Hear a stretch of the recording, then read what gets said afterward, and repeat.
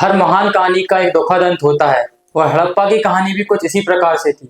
परंतु ये अंत हुआ कैसे, तो आज हम इस टॉपिक में जानेंगे। So hello everyone, this is Mayank and you are welcome to फ्यूके एजुकेशन।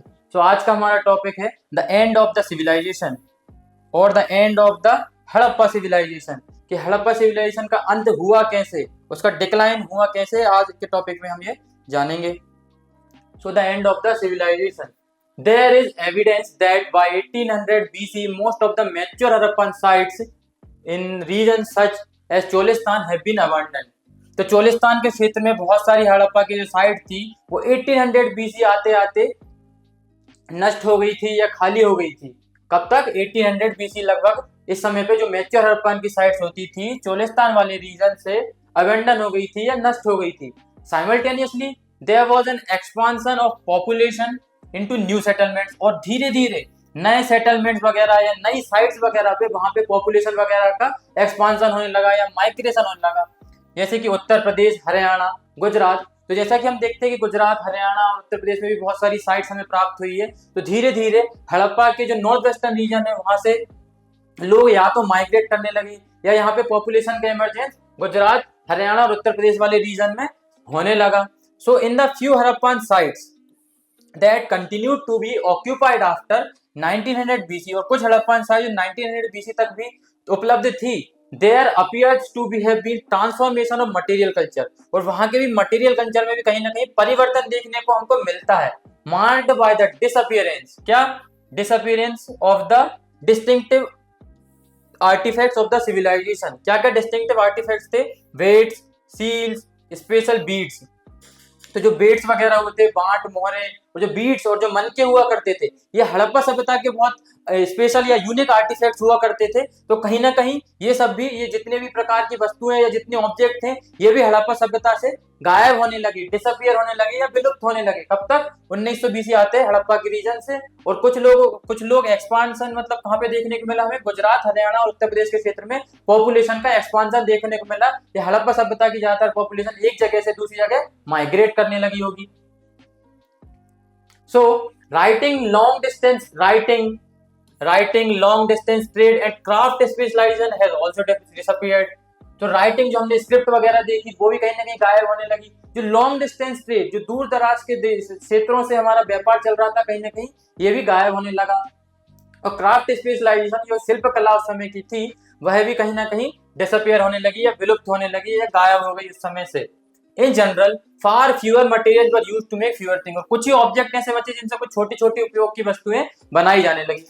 सो हाउस कंस्ट्रक्शन टेक्निक डेटेरियोरेटेड, और हाउस कंस्ट्रक्शन जो किए गए जाते थे, भवन का निर्माण वगैरह जो किया जाता था, and large public structures were no longer produce, और जो लार्ज पब्लिक स्ट्रक्चर आते थे, जैसा कि हमने देखा ग्रेट ग्रेनरी, ग्रेट बाथ वगैरह बनाए जाते थे, लोथल का डॉक यार्ड वगैरह, ऐसे बड़े बड़े ड्रेनेज सिस्टम कितना अच्छा बनाया जाता था, उसी प्रकार के ऐसे पब्लिक स्ट्रक्चर और हाउस कंस्ट्रक्शन की जो टेक्निक वगैरह थी, यह भी कहीं ना कहीं उस समय के आते आते इसका भी पतन होने लगा।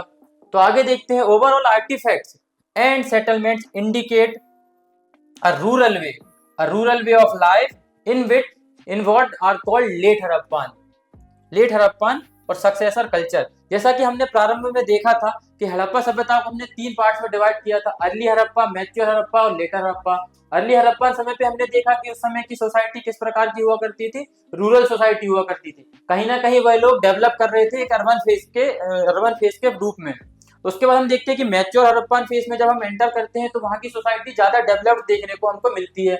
और समय के साथ साथ जब हड़प्पा सोसाइटी का या हड़प्पा सभ्यता का या हड़प्पा सिविलाइजेशन का डिक्लाइन होता है, उसी के साथ हम देखते हैं कि जो अर्बन सोसाइटी बन गई थी, वही अर्बन सोसाइटी अब फिर से एक प्रकार से रूरल सोसाइटी बनने लगी है। कब बनने लगी है? लेट हड़प्पन टाइम पर। Who brought about these changes, और यह सब परिवर्तन आए कैसे? क्या कोई कारण था इन सभी परिवर्तन आने के पीछे? ये हम देखेंगे। So several explanations have been put forward. These ranges from climate change, कहीं ना कहीं देखा जाए तो ये सारे परिवर्तन जलवायु परिवर्तन की वजह से हो सकते हैं कि वहाँ की हवा पानी वगैरह बदल गया होगा।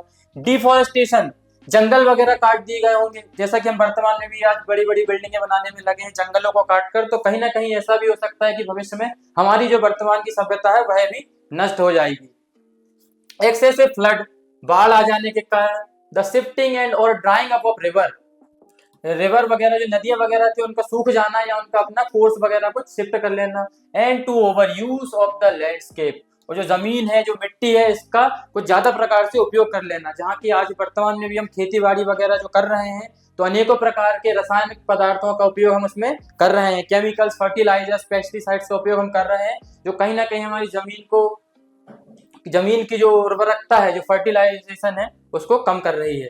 सो some of these causes may hold for certain settlements but they do not explain the collapse of entire civilization। तो यह कारण कहीं ना कहीं एक स्पेसिफिक साइट या स्पेसिफिक लोकेशन के बेसिस पर हम कह सकते हैं कि ये पर्टिकुलर ये साइट इस वजह से नष्ट हो गई है, ये पर्टिकुलर साइट इस वजह से नष्ट हो गई है, पर इससे यह एक्सप्लेन नहीं किया सकता या यह नहीं बताया जा सकता कि पूरी हड़प्पा सभ्यता जो है इसी की वजह से नष्ट हुई है, कि पूरी हड़प्पा सभ्यता जो है फ्लड की वजह से नष्ट हुई है, इसी वजह से पतन हुआ है, या क्लाइमेट चेंज की वजह से हुई है, या डिफॉरेस्टेशन की वजह से हुई है। तो हम यह नहीं कह सकते कि जो पूरी हड़प्पा सभ्यता है वो इन्हीं सभी कारणों की वजह से नष्ट हुई है। It appears that a strong unifying element perhaps Harappan state came to an end. कोई इससे रिलेट हमें कोई यूनिफाइड या यूनिफॉर्म प्रकार का एविडेंस नहीं मिलता है या यूनिफॉर्म कॉज नहीं मिलता है कि जिसके आधार पे हम कह सकते हैं कि हड़प्पा सभ्यता इसी कारण की वजह से नष्ट हुई है या इसका पतन हुआ है। This is evidence by the disappearance, और ये हम कैसे पता लगता है कि हड़प्पा सभ्यता का अंत हुआ था? डिसअपीयरेंस ऑफ सील्स, मोहरे वगैरह उनकी गायब होने लगी, स्क्रिप्ट भी गायब होने लगी, डिस्टिंक्टिव जो बीट्स जो मन के हुआ करते थे वह भी कहीं ना कहीं हमें इस समय नहीं मिलते हैं, और जो पॉटरी है वह भी उनका भी डिसअपीयरेंस होने लगा। The shift from the standardised weight system to use of local weight, और जो स्टैंडर्डाइज्ड वेट सिस्टम हम यूज करते थे, स्टैंडर्ड जो वेट जो बाट वगैरह बनाए जाते थे वह लोकल वेट्स वगैरह बनाने लगे। और इसी के साथ हम देखते हैं कि वो शहर वगैरह जो बड़े बड़े विशाल शहर हुआ करते थे, जो समृद्ध शहर हुआ करते थे, उनका भी पतन हो गया, वह भी नष्ट हो गए। इसी के साथ हमारी हड़प्पा सभ्यता ने डिक्लाइन कर दिया। The subcontinent would have to wait for million of years to develop a new cities in a completely different region। और उसी के साथ हमारे भारत देश की भारत भूमि पर बहुत लंबे अरसे के बाद हमें समथिंग अराउंड 6th सेंचुरी के अराउंड हमें अर्बन सोसाइटीज या अर्बन शहर जो हमें नए शहर जो वगैरह देखने को मिले बहुत समय बाद, जो कि कब थे? हमारे हड़प्पा सभ्यता के समय थे। जिसके बाद हम देखते हैं हड़प्पा सभ्यता के बाद फिर से हमारी कोई रूरल सोसाइटी डेवलप हो गई उसके डिक्लाइन के बाद, और इसी के साथ बहुत लंबे समय के बाद हमें भारत भूमि पर शहर देखने को मिलते हैं।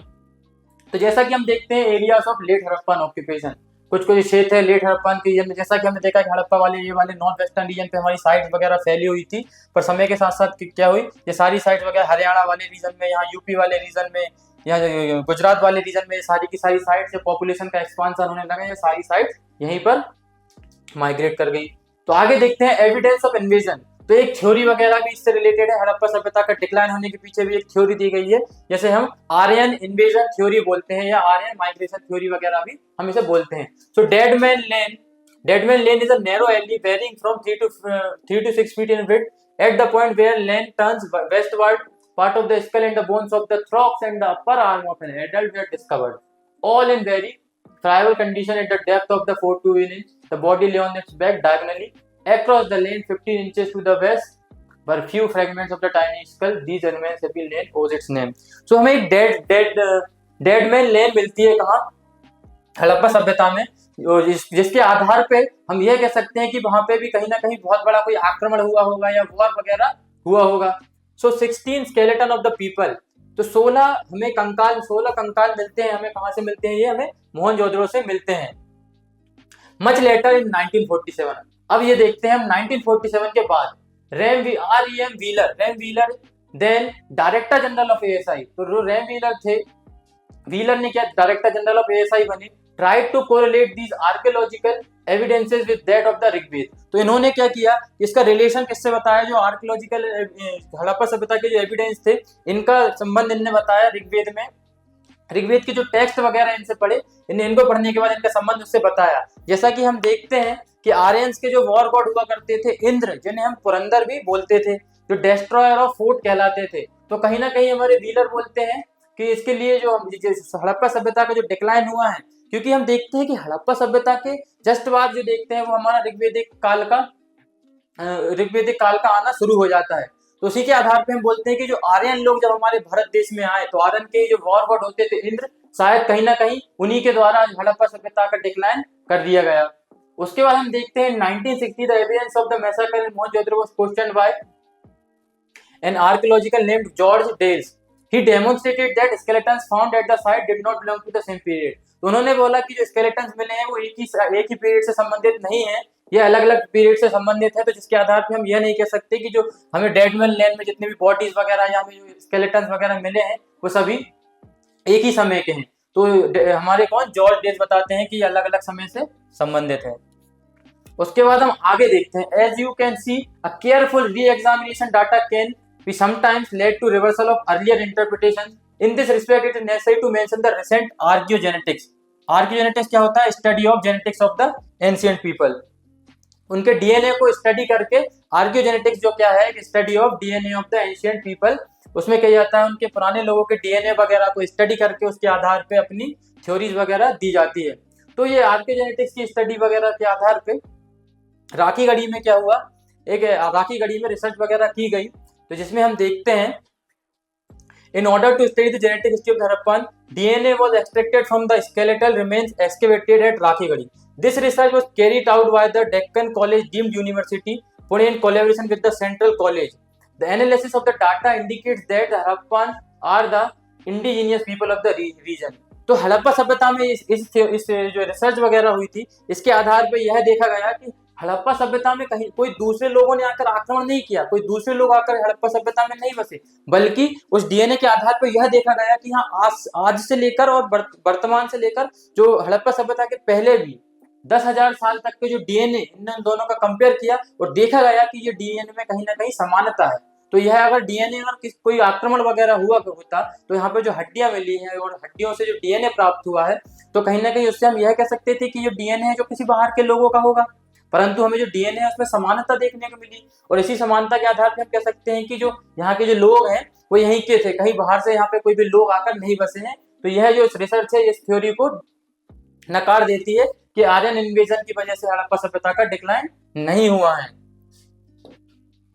तो ये देखिए, उसी का हम मैप देखते हैं। अर्ली हड़प्पन साइट्स वगैरह इस प्रकार थी, कुछ यही रूरल सोसाइटी जो हम देखते हैं कि अर्ली हड़प्पन की इस प्रकार थी, कोट डिजी, दमसदात, आमरी, सिसवाल, ये सारी अर्ली हड़प्पन साइट्स इसी जगह पर थी। पर समय के साथ साथ क्या होता है, धीरे धीरे अर्बन सोसाइटी बनती है, आसपास फर्टाइल रीजन वगैरह खोजते हैं, अलग अलग रिसोर्सेज खोजते हैं, तो समय के साथ साथ ये सभ्यता दूर दूर तक फैलने लगी, जैसे सुत्का गेंडोर, मोहनजोदारो, कोट डिजी, आमरी, बालाकोट, धोलावीरा, नागेश्वर, रंगपुर, गुजरात, लोथल, यहाँ हम देखते हैं राखीगढ़ी, मिथाथल, कालीबंगन, गनेरीवाल, हड़प्पा, दूर दूर तक हमारी सभ्यता फैलने लगी। मैच्योर टाइम की बात है ये, यहाँ पे आसपास के सभी क्षेत्रों में। पर फिर से हम देखते हैं कि लेट हड़प्पन टाइम पर हमारी सभ्यता की जो साइट्स थी या यहाँ के लोग थे वो एक जगह से दूसरी जगह माइग्रेट करने लगे, या शायद एक जगह से दूसरी जगह जाने लगे और वहीं पर अपने सेटलमेंट्स बना लिए, और वहीं पर हमको हमारे साइट्स का क्या होता है, ये हड़प्पा सभ्यता का डिक्लाइन देखने को हमको इसी फेज में, लेटर फेज में देखने को मिलता है। तो कैसे हड़प्पा सभ्यता रूरल से अर्बन बनी और कैसे फिर से अर्बन से रूरल बनी, इसके हमको अलग अलग हिस्टोरियंस ने अलग अलग असम्पशन या अलग अलग थ्योरीज दी हैं। तो इसके आधार पर हम इसे परफेक्ट अंदाजा नहीं लगा सकते कि हड़प्पा सभ्यता का डिक्लाइन किस आधार पे हुआ था। कहीं डिफॉरेस्टेशन कहते हैं, कहीं फ्लड इसका रीजन बताते हैं डिक्लाइन का। तो अलग अलग प्रकार से अलग अलग हिस्टोरियंस ने अलग अलग अपने राय दी है। So with this we have completed our session.